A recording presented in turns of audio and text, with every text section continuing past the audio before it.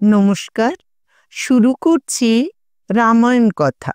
আগের পর্বে আমরা দেখেছি শূর্পণখা রামের বিরুদ্ধে কোনো কিছু না করার জন্য রাবণকে ভৎসনা করল ও সীতার প্রশংসা করে রাবণকে তার প্রতি প্রলুব্ধ করার চেষ্টা করল। রাবণ তখন তার এক ভ্রাতা মারীচের কাছে গিয়ে সীতাকে হরণ করবার জন্য তাকে সাহায্য করতে বলল। মারীচ প্রথমে রাজি না হলেও পরে রাবণের ভয়ে এই কাজে সম্মত হলো। মারীচের ছিল বিশেষ মায়া শক্তি, সে ইচ্ছা করলে নানা রকম রূপ ধরতে পারত। আজকে তারপর থেকে আমরা পাঠ শুরু করব। অবশেষে মারীচ রাবণের ভয়ে বললে, তবে আমরা যাই, চলুন। রাবণ হৃষ্ট হয়ে তাকে আলিঙ্গন করে বললেন, এইবারে তুমি আমার বশে এসে বীরের যোগ্য কথা বলেছ। এখন তোমাকে মারীচ বোধ হচ্ছে, এতক্ষণ যেন অন্য রাক্ষস ছিলে। তুমি আমার সঙ্গে এই আকাশগামী রথে চলো। রাবণের বিমান বহু বন, পর্বত, নদী, নগরাদি অতিক্রম করে দণ্ডকারণ্যে রামের আশ্রমের কাছে এলো। রথ থেকে নেমে রাবণ মারীচের হাত ধরে বললেন, কদলী তরুবেষ্টিতই রামের আশ্রম দেখা যাচ্ছে।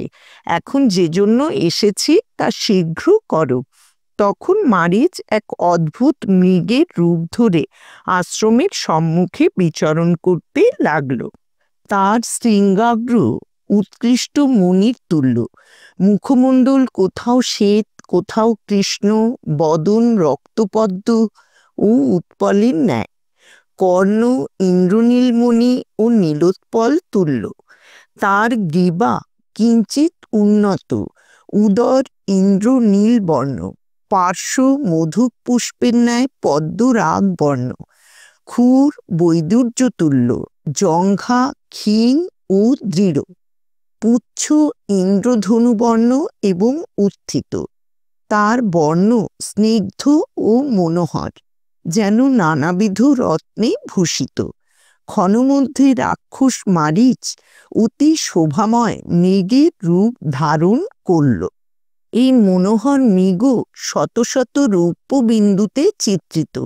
সীতাকে প্রলোভিত করবার জন্য সে ঘাস ও পাতা খেতে খেতে কদলী বন থেকে কর্ণিকার বনে গেল। সে একবার একদিকে আবার অন্যদিকে যায়, দ্রুত বেগে গিয়ে আবার স্থির হয়, কখনো ক্রীড়া করে, কখনো বসে, কখনো মৃগ যুথের পিছনে গিয়ে আবার ফিরে আসে। অন্যান্য মৃগ তাকে দেখে কাছে যায়, কিন্তু গা শুঁকেই পালায়। সীতা পুষ্পচয়ন করছিলেন, এমন সময় সেই রত্নময় বিচিত্র অঙ্গ মৃগ তাঁর দৃষ্টিপথে পড়ল। তিনি বিস্মিত হয়ে উৎফুল্ল নয়নে সস্নেহে তাকে দেখতে লাগলেন এবং রামকে আহ্বান করে বললেন, আর্যপুত্র, শীঘ্র লক্ষণের সঙ্গে এদিকে এসো। রাম লক্ষণ সেখানে এসে মৃগটিকে দেখলেন। লক্ষণ সন্দিগ্ধ হয়ে বললেন, আমার মনে হয় মায়াবী মারীচই এই মৃগ হয়েছে। যেসব রাজারা মৃগয়া করতে আসেন, এই পাপাত্মা তাঁদের বধ করে। জগতে এমন রত্ন বিচিত্রিত মৃগ থাকতে পারে না। এর যে মায়া, তাতে আমার সন্দেহ নেই। মায়ামৃগ দেখে সীতা জ্ঞানহীন হয়েছিলেন। তিনি লক্ষণকে বাধা দিয়ে রামকে বললেন, আর্যপুত্র, এই সুন্দর হরিণ আমার মনোহরণ করছে, তুমি ওকে নিয়ে এসো, আমরা ওকে নিয়ে খেলা করব। আমাদের এই আশ্রমে বহু প্রকার সুন্দর মৃগ, চমর, ভল্লুক, বানর ও কিন্নর আছে, কিন্তু এর তুল্য কেউ নয়। আহা, এর কি রূপ, কি শোভা, কি কণ্ঠস্বর! যদি জীবন্ত ধরে আনতে পারো, তবে বনবাসের পরে একে রাজধানীতে নিয়ে যাব। অন্তঃপুরের শোভা হয়ে থাকবে। আমার শ্বশ্রুগণের ভরতে তোমার ও আমার বিস্ময় জন্মাবে। যদি জীবন্ত ধরা না যায়, তবে তৃণাসনের উপর এর স্বর্ণময় চর্ম বিছিয়ে আমি বসব।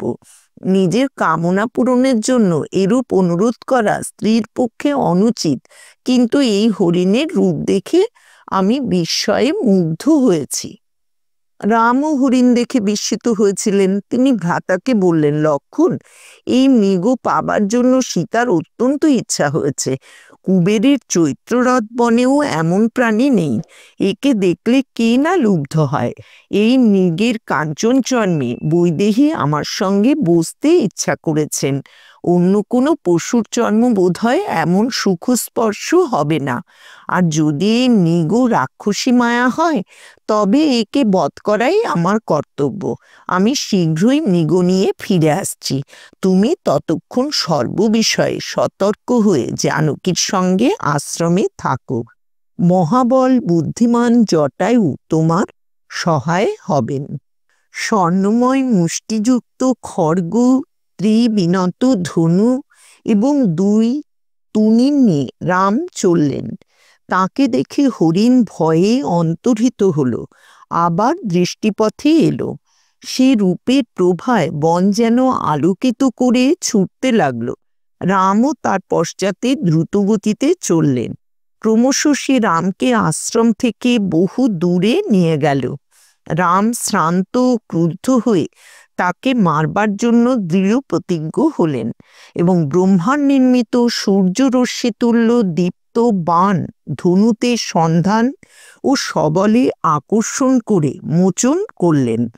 তাল বৃক্ষ প্রমাণ লম্ফ দিয়ে আর্তনাদ করে উঠল মারীচ।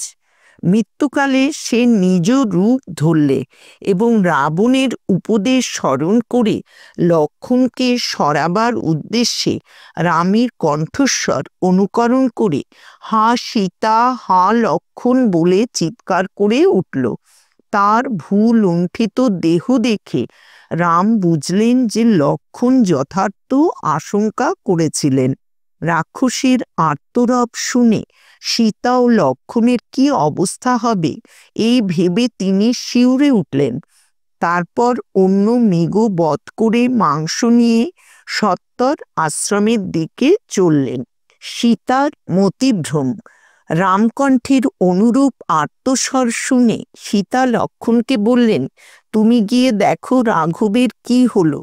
আমি তার আর্তস্বর স্পষ্ট শুনলাম। আমার মন প্রাণ ব্যাকুল হয়েছে। তিনি নিশ্চয়ই রাক্ষসের হাতে পড়ে রক্ষা পাবার জন্য ডাকছেন। রামের আজ্ঞা স্মরণ করে লক্ষণ যেতে চাইলেন না। সীতা ক্ষুব্ধ হয়ে বললেন, সৌমিত্রী, তুমি তোমার ভ্রাতার মিত্ররূপী শত্রু, সেজন্য এই অবস্থাতেও তার কাছে যাচ্ছ না। তুমি আমাকে পাবার লোভে তার মৃত্যু কামনা করছো। তোমার ভ্রাতৃ স্নেহ নেই। যার জন্য তুমি এখানে এসেছো তার প্রাণ সংশয় হয়েছে। আমার রক্ষার জন্য তোমার এখানে থাকবার কি প্রয়োজন? লক্ষণ তাকে সান্ত্বনা দিয়ে বললেন, দেবী, এমন কথা বলা আপনার অনুচিত। দেব, দানব, গন্ধর্ব, রাক্ষস কেউ রামকে পরাস্ত করতে পারে না। তিনি সমরে অবদ্ধ।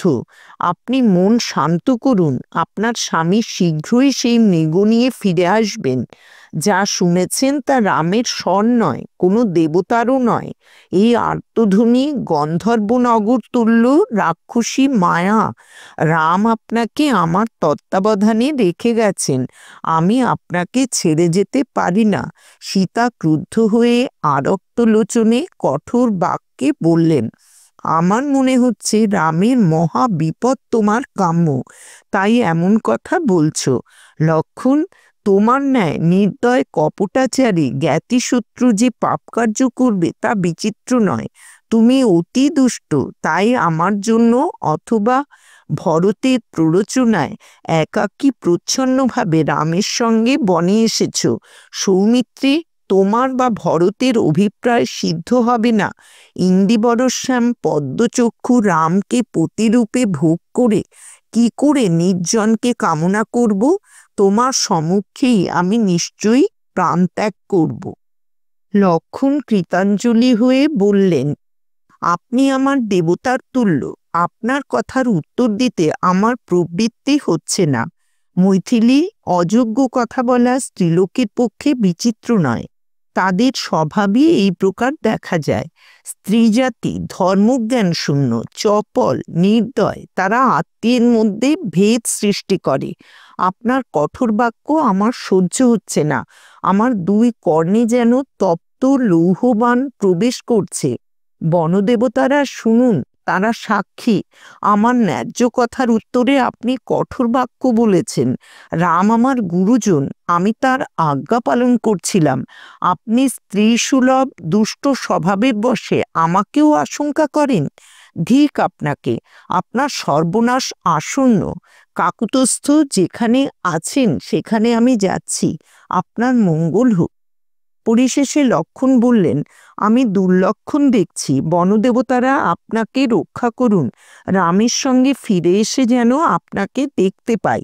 সীতা সরোদনে বললেন, লক্ষ্মণ, রামের বিরহে আমি গোদাবরীতে বা উদ্বন্ধনে বা তীক্ষ্ণ বিষপানে বা অগ্নিতে প্রাণ ত্যাগ করব, কিন্তু অন্য পুরুষ স্পর্শ করব না। এই বলে তিনি শোকাকুল হয়ে উদরে করাঘাত করতে লাগলেন। লক্ষ্মণ আশ্বাস দেবার চেষ্টা করলেন, কিন্তু সীতা উত্তর দিলেন না। তখন কৃতাঞ্জলি হয়ে কিঞ্চিত প্রণাম করে তার দিকে বারবার দৃষ্টিপাত করে লক্ষ্মণ চলে গেলেন। আজকের মতো রামায়ণ কথা এখানেই শেষ করছি। ভগবান শ্রী রামচন্দ্রের কৃপা ও আশীর্বাদ আপনাদের সকলের উপর বর্ষিত হোক, এই কামনা করি।